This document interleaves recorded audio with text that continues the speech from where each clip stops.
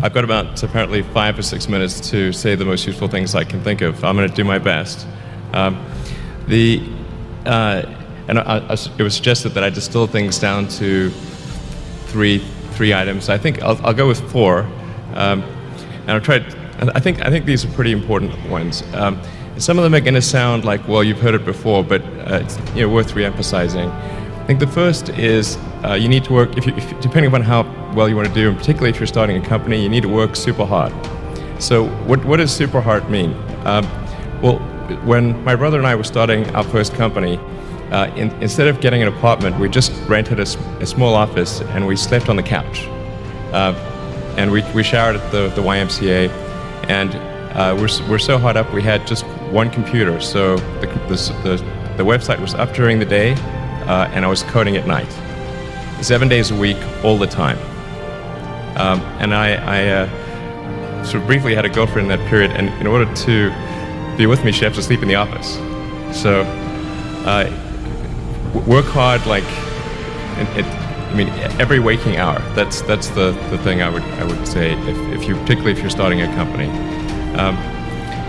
And I mean, if you do simple math, you say like, okay, if somebody else is working 50 hours and you're working 100, you'll get twice as much done in the course of a year as the other company. The other thing I'd say is that if you're creating a company or if you're joining a company, the most important thing is to attract great people. So either join a group that's amazing, that you really respect, or if you're building a company, you've got to gather great people. I mean, all a company is a group of people that have gathered together to create a product or service. And so depending upon how talented and hardworking that group is, and the degree to which they are focused cohesively in a good direction, that will determine the success of the company. So do everything you can to gather great people if you're creating a company.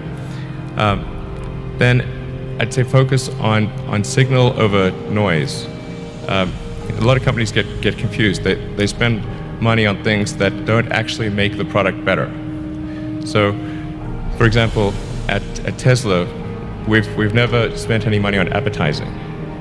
We put all of the money into R&D and manufacturing and design to try to make the car as good as possible. I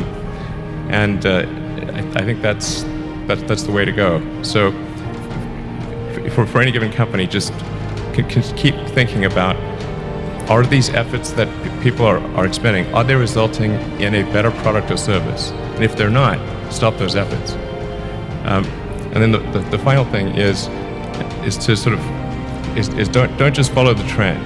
So you may have heard me say that it's good to think in terms of the physics approach or first principles, which is, rather than reasoning by analogy, you boil things down to the most fundamental truths you can imagine, and you reason up from there.